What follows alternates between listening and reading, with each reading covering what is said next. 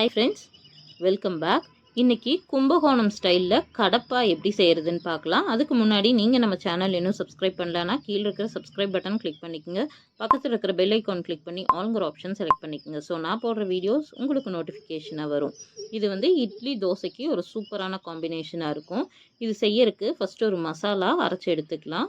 1 cup அளவுக்கு தேங்காய் துருவல் சேர்த்துக்குங்க. ஒரு மிக்சி ஜாரில் 2 டீஸ்பூன் அளவுக்கு பொட்டுக்கடலை சேர்த்துக்கலாம்.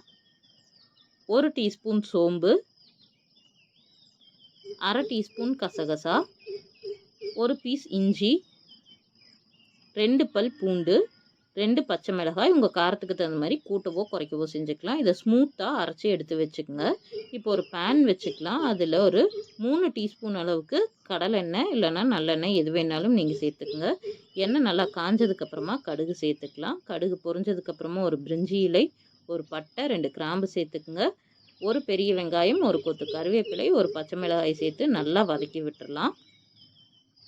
வெங்காயம் நல்லா சாஃப்டாக வதங்கினதுக்கப்புறமா சின்னதாக ஒரு தக்காளி கட் பண்ணி சேர்த்துக்குங்க. தக்காளி சேர்த்துட்டு நல்லா வதக்கி விட்டுருங்க. தக்காளியும் நல்லா சாஃப்ட் ஆகணும், அது வரைக்கும் வதக்கிக்கலாம். கொஞ்சமாக உப்பு சேர்த்து வதக்கிட்டீங்க அப்படின்னா சீக்கிரமாக வதங்கும்.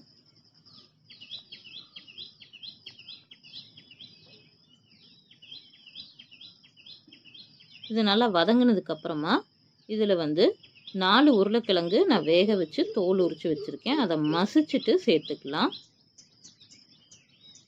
உருளைக்கிழங்கு சேர்த்ததுக்கப்புறமா அதையும் நல்லா கலந்து விட்டுருங்க. இது நல்லா கலந்ததுக்கப்புறமா நம்ம அரைச்சி வச்சுருக்கிற தேங்காய் விழுதை இது கூட சேர்த்துக்கலாம். கூடவே தேவையான அளவு தண்ணியும் சேர்த்துக்குங்க. சேர்த்துட்டு இது எல்லாத்தையுமே நல்லா மிக்ஸ் பண்ணி விட்டுருங்க.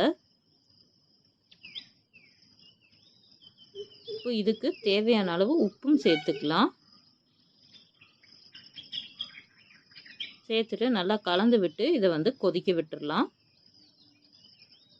இது நல்லா கொதிக்கும்போது இதில் வந்து ஒரு 3 குழிக்கரண்டி அளவுக்கு வேக வச்ச பாசிப்பருப்பு சேர்த்துக்கலாம். சேர்த்துட்டு அதையும் நல்லா கலந்து விட்டுட்டு நல்லா கொதிக்க விட்டுருங்க. கடப்பா வந்து நல்லா கொதித்து வெந்ததுக்கப்புறமா நம்ம ஸ்டவ் ஆஃப் பண்ணிவிட்டு கொஞ்சமாக மல்லி இலை சேர்த்துட்டு இதை நல்லா மிக்ஸ் பண்ணி விட்டுடலாம். இது வந்து இட்லி தோசைக்கு சூப்பரான காம்பினேஷனாக இருக்கும். நீங்களும் இந்த ரெசிப்பியை உங்கள் வீட்டில் ட்ரை பண்ணி பாருங்கள். இந்த ரெசிபி உங்களுக்கு பிடிச்சிருந்துச்சுன்னா வீடியோவை லைக் பண்ணுங்கள், ஷேர் பண்ணுங்கள், கமெண்ட் பண்ணுங்கள். புதுசாக பார்க்குறவங்க சப்ஸ்கிரைப் பண்ண மறந்துடாதீங்க. தேங்க்யூ.